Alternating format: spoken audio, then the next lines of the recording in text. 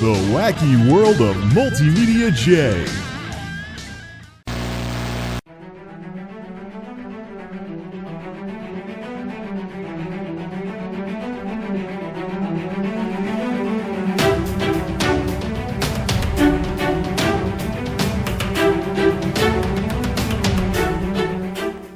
Hideous boob lights aside, now you shall see the power of this fully operational Geekhouse.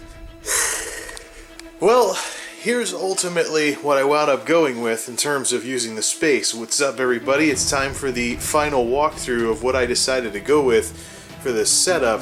The last time you saw this place, there was nothing in it, and now just about everything that I want here is here already, and I'm doing what I call the Great Sift. I'm going through all my loose electronics from the old place, deciding what I'm keeping and what I'm tossing, or what I'm going to try and bring to some of the computer stores and whatnot to try and sell. Got more over there, and there's some more that will be coming over, but for the most part, most of the stuff that I want to sift through is already here, and I've been going through it since before the Frontier technician hooked me up earlier this morning. There'll be basically some kind of video about the Great Sift as it happens. But this is ultimately what I went with. Let's actually do... First of all, I fixed the issues with the... Well, I can't fix the boob lights just yet, but I did fix the issues with the mix-matched bulbs for the lighting and everything. Basically, everywhere where I might want to shoot a YouTube video, namely the main area out here for the most part, I don't anticipate doing much in terms of bedroom stuff, if any at all, so I have switched over to be completely daylight. The interesting part is the previous tenant knew a few things about what's going on with lighting these days, because those are CFs in there that are daylight colored.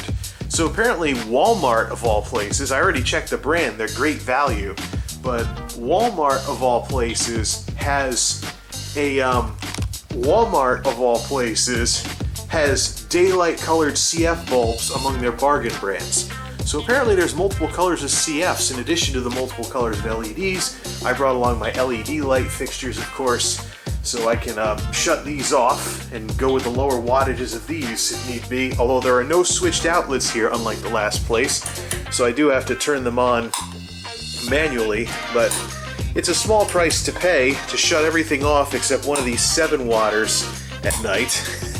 Something like that. 7 watts from a light bulb. When I was a little kid, that would have been something you would have talked about in a fairy tale. So I did have to do some, I'm hitting the box here. I did have to do some fiddling. With the white balance for this recording, unfortunately, but it's not going to throw things off as much as the Geek Suite did. I think the issue here is the off yellow that the landlord painted this place with is more in line with what a soft white would go for, not necessarily these daylight bulbs that I've now outfitted this entire chunk of the place with. So basically, well, why don't we start from the beginning? Over by the door. So I couldn't find anything else to do with the easy chair, so I made a nice comfy place to change out your shoes. Yeah, I gotta get some underbed storage from the old place up here so I don't have all these shoes lined up here. I'll eventually have like 2 or 3 pairs or something like that.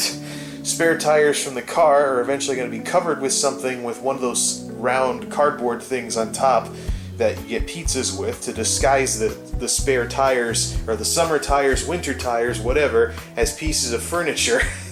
Kind of make it blend in that way, because this is an old house. It was built in 1880 from what I'm reading. It's got a stone foundation. It even has some dirt in the basement. So it's a very old house. It's a little house. It's a cute house. It's almost a cottage, but it's a very old house. And because of that, I don't trust the basement here anymore, or the cellar, I should say, here, any more than I would have trusted the basement in the old place. So basically, I'm only going to put stuff down there that I don't care about. And who cares if it gets like all rusty or what have you, because it's kind of an instant death sentence, just like at the last place, to put stuff in the basement. So I'm thinking of putting some stuff in these tires to disguise them as a piece of furniture for when the off seasons and whatnot, when they're not being used. And the chair is right next to the door, so you have a place to sit down and put your shoes on that's nice and comfy, at the very least.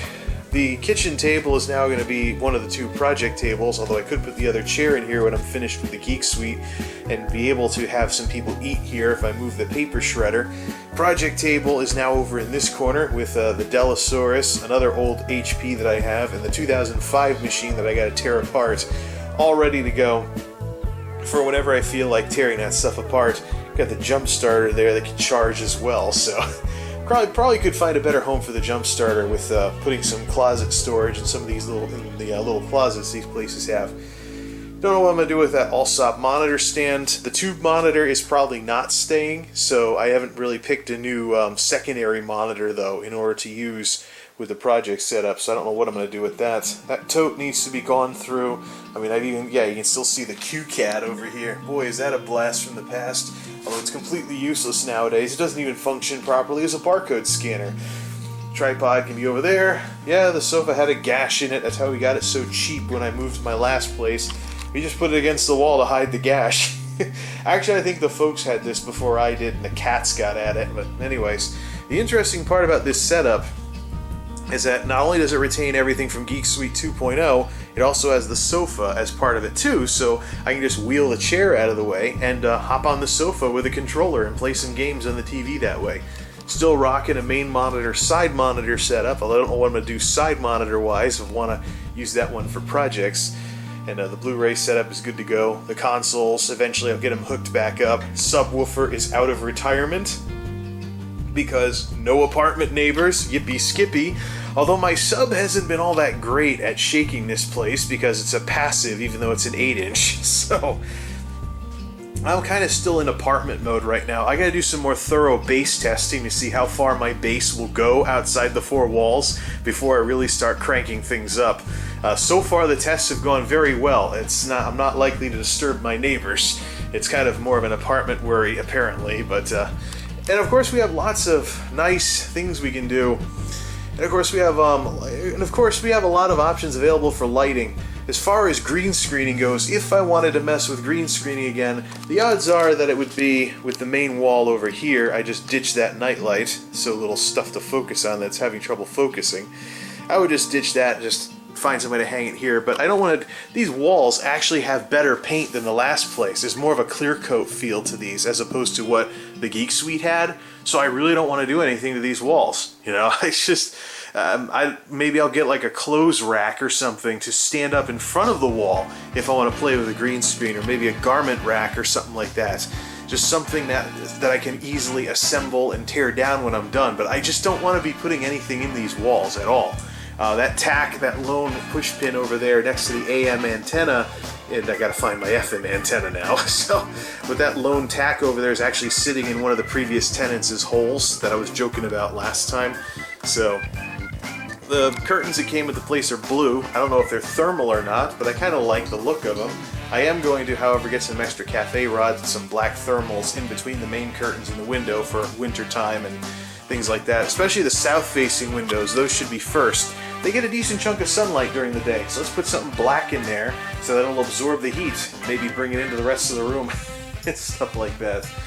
The smoke detectors here are pretty interesting because they're actually smart detectors that talk to each other.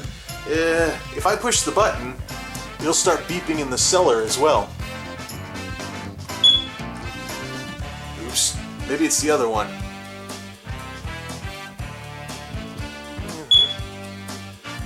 Maybe that one needs a battery. Ah! There, see that?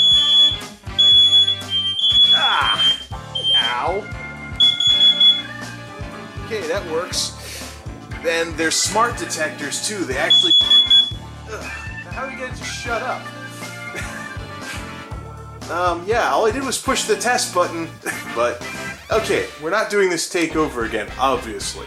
Those are smart detectors. They're talking to each other over the AC line that hooks them up. So if one goes off, they all go off, including down in the cellar. Now I've probably scared the heck out of the neighbors who probably think I have a kitchen fire or something, because you can probably hear the smoke detectors through the walls a hell of a lot better than you can hear my subwoofer. Still haven't checked out the attic yet. That's on my to-do list once I can get a ladder in here. Now the lighting changes from daylight to soft light when you get out of the rooms that are less critical with this multimedia stuff.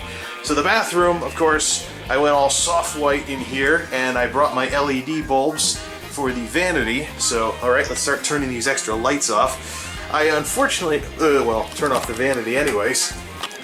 I have unfortunately done some experimenting with the jets in the tub and found out they are not in working order. Maybe that could be a project or something like that. Gas burning furnace, of course. I still don't get that whole wood thing. I don't know why you'd put combustibles so close to. Well, I guess because it blows out this way, there's no chance of that catching on fire, I hope. Although this exhaust pipe gets pretty hot. It's practically a radiator unto itself. Might have to ask the property manager lady about it. So I gotta get some closet storage for these closets. Make better use of the space vertically. I mean, I do have some stuff that's gonna fit in here, like obviously the vacuums and things like that, but I could probably go vertical and stuff like that. That's my new utility closet. Over in the kitchen, the Darth Vader fan, which I used to use to try and filter out some of the smoke fumes from Smoke Lady, is now doing a much easier job filtering out some of the smell from the pilot lights on the gas stove. I gotta meet with the gas technician to figure out how you turn those off, because I'm not cooking with the gas stove at all. I've actually been George Foremaning everything. Everything's all yellow in here because I'm using a little white balancing and stuff like that, and we're going from daylight to soft white. Kitchen speakers, only those crappy Logitechs with the itty bitty sub will fit in there, but if I want to have music in here, I do have the option. And since it's a smaller kitchen, it doesn't sound as crappy as the Geek Suite's kitchen would have for that sort of thing. See here, trash and recycling, well, it's trashed. Almost ready to put my first bag out by curbside with one of the municipal trash stickers for trash pickup. I got the flyer and everything. Getting ready to get a portable washer for in here and maybe a portable dryer to go with it later. My initial plan is to blow a fan at my drying rack and use a downy ball for fabric softener instead of dryer sheets. I eventually will probably play with a portable dryer though. This has a lot of pressure in it. Both sides work and one of them is hot just like it's supposed to. Just gotta find something to hook up to it. As I figured, I imagine the landlord probably doesn't want, because this is a gas stove with constantly burning pilot lights because it's an antique, I imagine the landlord does not want a dryer in here, even though there is a 240 down there. I imagine the landlord does not want a dryer in here because lint is combustible, so please no lint in the kitchen. My plan is to have the portable dryer in the bathroom and fire the exhaust thingy out the window. There's a little tiny camper-sized window in there that I can't imagine myself doing anything else with besides venting a dryer to the fence that hits the back of the neighbor's garage and goes absolutely nowhere. But well, hopefully it doesn't make too much of a mess, otherwise I'll slink sideways behind the house to clean it up. Now here's something that my friends from college and my folks are actually going to be surprised. A bedroom. Yeah, it technically still has a computer because I'm still doing the bedroom TV thing with the crappy ass laptops, but actually having a bedroom with no computer in it. Well, I mean, everything's a couple steps away in this place anyways, and the bathroom is like a floor plan, actually. So, I have the PC games going there. I also have shelves of the console games out there. Haven't gotten all my books yet. The library of my old hick town will actually take anything that isn't a textbook, so I think I'm going to bring over the textbooks from college, and probably some of the more recreational reading and stuff I'll retire to the library. They can always use it in their book sales too. And extra Hawaiian shirt, but it's not blue, so.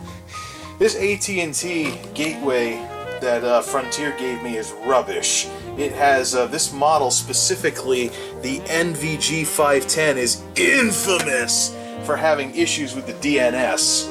So there's a DNS timeout in this thing that is way too low, and it caused a lot of lag on my internet when I tried connecting through it. So what I did was, I've got it operating in as close to pass-through bridge mode as possible, and passing as much stuff along to the Rosewheel router as I possibly could rig up. So I've got to finalize the wiring and everything, and where all the cables are going to go, but this gateway, actually, I've been able to get past some of its technical shortcomings by just passing everything along to the router. And the router can do everything. The place is a bit challenged broadband-wise in terms of wiring. There isn't even another slot for another phone. So what I think I'm eventually going to do is what I'm eventually going to do is split out the voice over IP, which is, we have VoIP here, VoIP service here, so I think I'm going to do is split out the voice over IP and go to not only this dopey little AT&T phone right here, but get a cordless and have it charging over by the computer, so I have something I can use. Well, I don't know how a blackout situation would work, but this is a 12-volt device, so I could probably run it off my car battery during a blackout situation.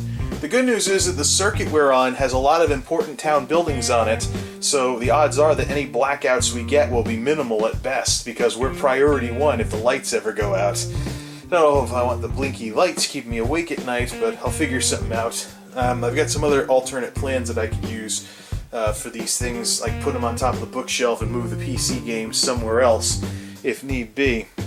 And there's some things I'll be saying goodbye to as well. Same thing with the printer. Don't want to leave it there. I might put it up top. I just gotta figure out what I want to put where once I finish all this moving stuff. Unfortunately, this being a VDSL circuit for UVerse fiber to the neighborhood, my old ADSL modem is useless. I had to spend $70 for this old DSL modem that got me like 5 megabits down, and it's just useless out here, so whatever. Alright, it's enough playing with the modem. Don't know what I'm going to do with it. Probably just chuck it or something. The technician was joking about using it as a cup holder, but it's on a bit of an angle, so I don't think it would really... I could always leave it in the old place and say, hey, this works with Frontier if you get DSL, so... Nah. For all I know, Frontier probably still has my name on this thing, so someone else will probably start using it and I'll get billed for it. You know, oh, you're still using the internet at your old place? The laptop cart is working out well for the radio style series. Although I don't have as many reverb issues in here as I do in the main living room, so I'm not so sure if it's really going to be much of an issue. However, the closet is fully loaded with all kinds of sound muffling stuff. So we can just come on in here, and the remaining... It's going to get dark very quickly. And once we close the door, the remaining elements of the room reverb are pretty much gone at this point. So... Alright. You can always just get the laundry out of there, and you can always just get the laundry out and wheel in the stuff for studio-style recordings. And for out of continues and other streaming-type stuff, I'm probably finally going to get a webcam, because it probably won't look too stupid now compared to the old place if I were to do something resembling Twitch streaming from there. I did keep one of my electric heaters. I'm going to get the other one in here in case the gas ever has issues. But the old Soleus Air combo unit, can't use the AC on it anymore because the AC leaks, and there was actually a class action lawsuit about those things leaking. But the heater fan part of it isn't as powerful as an oil-filled radiator, but it does the trick for keeping this small room warm, so I can turn the gas down to next to nothing. I'm going to play with the numbers on that, see if gas really is cheaper than electric. But I think if I can keep this place at 65, I should be good to go. And that's what we're rolling with for the Geekhouse, fully equipped. Just got to clean some things up a bit here and go through the great sift, so to speak. My throw rugs, formerly from the Geek Suite, have found new usefulness in keeping the chairs from sliding around all over the place on these hardwood floors. But I just got to get my couch back now, or sofa, or whatever you want to call it, to those of you Ashton's Prestige fans out there. I'm going to be probably sifting through this while listening to, like, the Tech Podcast or something on the Tech Syndicate channel or something like that to get this finished up. Because, again, the previous place has superior garbage disposal facilities, or garbage disposal options, so anything I'm going to get rid of needs to go now. It's not something I'm going to be wanting to revisit later. Blu-rays and games are mixed together. I'll eventually sort them out, especially if I'm going to be looking to sell off some of these old movies. But yeah, the old media stands, they work better than the bookshelves do, so I gotta switch over to all media stands. And of course, still rolling at my combo setup with the Klipsch Sats, the Onkyo Sub, and the Onkyo Home Theater in a Box, which has now officially lasted longer than any set of computer speakers that I've ever owned. So I made the right choice by standardizing my computer to operate off of home theater, to send signal to home theater equipment, and using an AV receiver instead. So that is what we are rolling with. I don't know what I'm going to do in terms of streaming, because streaming will probably look kind of like this, minus the clutter, once I get everything cleaned up, put away, and or sold off. So that's what we're working with here. I also am questioning whether to keep these 3 lamps previously used for my green screen setup. They have some daylight bulbs in there. I just did 1, 2, 3 in the old setup. Not so sure I could do that now, but yeah. So, still some stuff to clean up, of course. There'll be some stuff to clean up for a while, because I've got some clutter that I need to say goodbye to. But I'm very impressed, though, that the previous tenant invested in some daylight stuff.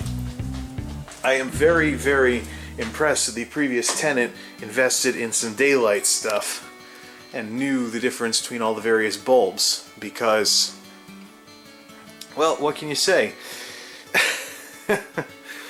Alright, so I suppose next video is going to be about the Great Sift as I go through all of this stuff. Some of it might be good for some laughs, like that old game port controller over there, as I try and sift through all this. And then you got this thing right here as a little preview here. This is one of my old TV switches. Look at this crap. It's from the 80s, of course. It's gotten so old that the paper has come completely off. It's one of these old switch... Ooh, the lever's not working right either. I think that's broken too. This used to go in old TV when you had to play Atari 2600. There were no RF switches that came with it, so you had to split out your rabbit ears TV. Ooh, it's missing a wire too. You had to split out your rabbit ears TV with one of these switches that would go to your Atari. Why I still have that, I have no clue, but it's better off being recycled at this point.